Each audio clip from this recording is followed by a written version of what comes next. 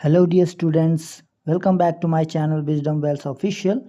आज हम लोग उपस्थित हुए हैं एक नए वीडियो के साथ जिसमें हम लोग डिस्कस करने वाले हैं माय ग्रैंडमदर्स हाउस। ये एक पोएम जिसको हम लोग इससे पहले वाले वीडियो में डिस्कस कर चुके हैं।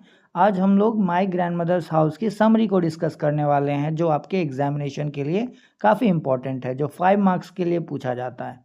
तो चलिए स्टार्ट करते हैं। Summary of the poem my grandmother's house. Let's begin.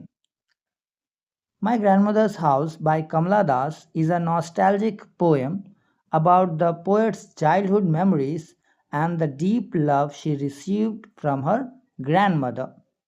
यहाँ पर एक शब्द है नॉस्टैल्जिक।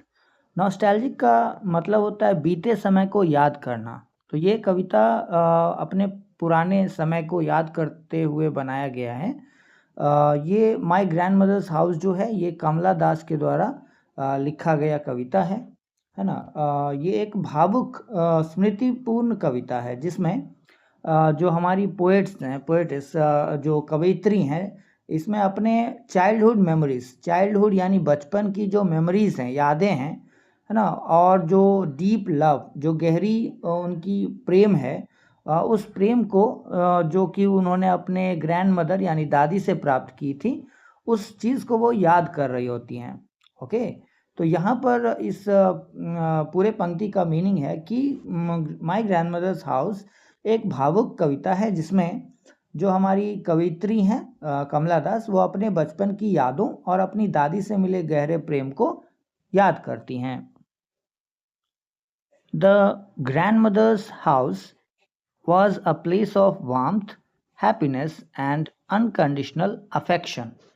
यहाँ पर warmth शब्द यूज हुआ है। warmth शब्द का मतलब होता है अपनापन, है ना, और happiness यानी खुशी, और unconditional affection का मतलब होता है निस्वार्थ स्नेह। unconditional मतलब जिसमें कोई कंडीशन ना हो, है ना, तो उसे निस्वार्थ कहते हैं, कोई स्वार्थ ना हो। तो ऐसा अफेक्शन का मतलब होता है स्नेह।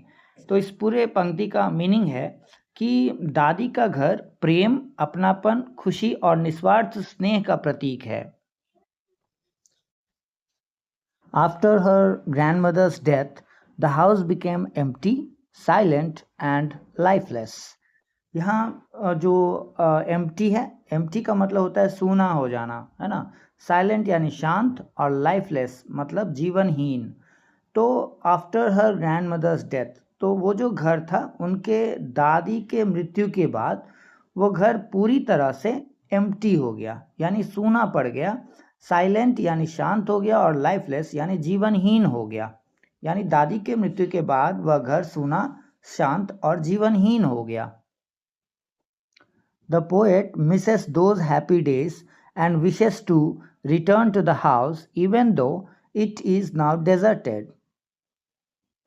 यहाँ मिसेस का शब्द इस्तेमाल हुआ है। मिसेस का मतलब होता है कि किसी को याद करना, है ना। तो यहाँ पर उन हैप्पी डेज यानी जो खुशी भरे दिनों को वो मिस कर रही हैं, यानी कि याद कर रही हैं। एंड विशेस टू रिटर्न, और वो वापस लौटने की इच्छा जता रही हैं उस घर में, to that house, even though it is now deserted. Deserted का मतलब होता है वीरान पड़ जाना, सूना पड़ जाना, खाली रह जाना, है ना। तो यहाँ पर कही जा रही है कि जो हमारी कवयित्री हैं उन सुखद दिनों को बहुत याद करती हैं और उस घर में वापस जाना चाहती हैं, जबकि अब वह घर जो है वीरान हो चुका है। She feels lonely in her present life because she cannot find the same genuine love anywhere else. Feels का मीनिंग होता है महसूस करना, लोनली यानी अकेलापन, है ना। जो हमारी कवयित्री हैं वो अकेलापन महसूस कर रही हैं। क्यों? क्योंकि जो जेन्यून लव, जो जेन्यून का मतलब होता है सच्चा, है ना, जो असली प्रेम था, निष्कपट प्रेम था ना, वो फिर उन्हें कहीं और नहीं मिल पा रहा, है ना। तो यहाँ पर इस पूरे पंक्ति का मीनिंग है कि जो कही जा रही है, she feels lonely in her present life, वर्तमान जीवन में वो अकेलापन महसूस कर रही है ना। वर्तमान जीवन में वह स्वयं को अकेला महसूस करती है क्योंकि उन्हें वैसा सच्चा, और निष्कपट प्रेम और कहीं नहीं मिल रहा, because she can not find the same genuine love, है ना, जेन्यून लव यानी निष्कपट प्रेम या सच्चा प्रेम, एनीवेयर एल्स का मतलब कहीं और नहीं, तो उन्हें कहीं और नहीं मिल रहा वो सच्चा प्रेम जो उन्हें दादी से मिला करता था। Therefore, she compares herself to a beggar who seeks love from strangers. यहाँ therefore जो शब्द आया है, therefore का मतलब होता है इसलिए। she compare यानी तुलना करना, herself यानी स्वयं को, तो वो स्वयं, ये जो हमारी पोएट हैं, कवित्री हैं, पोएटेस, वो स्वयं को बेगर यानी भिखारी से तुलना करती हैं, है ना, जो और क्या करती हैं, who seeks love from strangers यानी वो दूसरों से, अजनबियों से, स्ट्रेंजर यहाँ शब्द इस्तेमाल हुआ है, स्ट्रेंजर का मतलब होता है अजनबी, है ना, तो यहाँ इसका पूरा मीनिंग है कि वह अपनी तुलना एक भिखारी से करती हैं जो अजनबियों से प्रेम की भीख मांगता है। The poem highlights the themes of love, loss, loneliness, nostalgia, and the importance of family affection. यहाँ लव का मतलब होता है प्रेम, है ना, और लॉस यानी कि वियोग, और लोनलीनेस यानी अकेलापन, नॉस्टैल्जिया पुरानी यादें, और इम्पोर्टेंस ऑफ फैमिली अफेक्शन यानी पारिवारिक स्नेह के महत्व। तो यहाँ पर इस पूरे पंक्ति का मीनिंग है कि यह कविता प्रेम, वियोग मतलब बिछड़ना, अकेलापन, पुरानी यादों और पारिवारिक स्नेह के महत्व को दर्शाती है।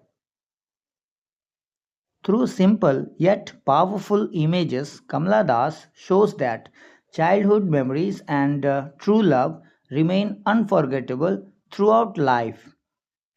यहाँ थ्रू शब्द का इस्तेमाल है, through simple yet powerful images यानी सरल, यहाँ पे सिंपल यानी सरल, और पावरफुल इमेजेस का मतलब होता है प्रभावशाली चित्र।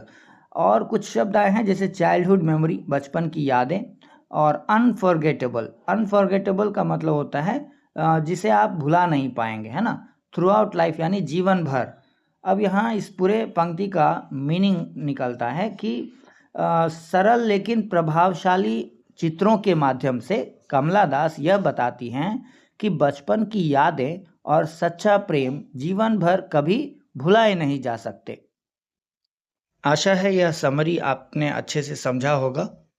यहाँ मैंने लाइन बाय लाइन आपको ट्रांसलेशन भी दे दिया है, यहाँ से आप और अच्छे से इसको देख पाएंगे, समझ पाएंगे, और आसानी से आप इसे याद भी कर पाएंगे, क्योंकि 5 नंबर जो है एग्ज़ाम में आता है, 5 मार्क्स के लिए पूछा जाता है आपके बोर्ड एग्ज़ाम में। तो चलिए यहाँ पर हमारी जो कविता का जो समरी है यहीं पे समाप्त होता है। मिलते हैं अगले वीडियो में और भी इंटरेस्टिंग टॉपिक के साथ। धन्यवाद।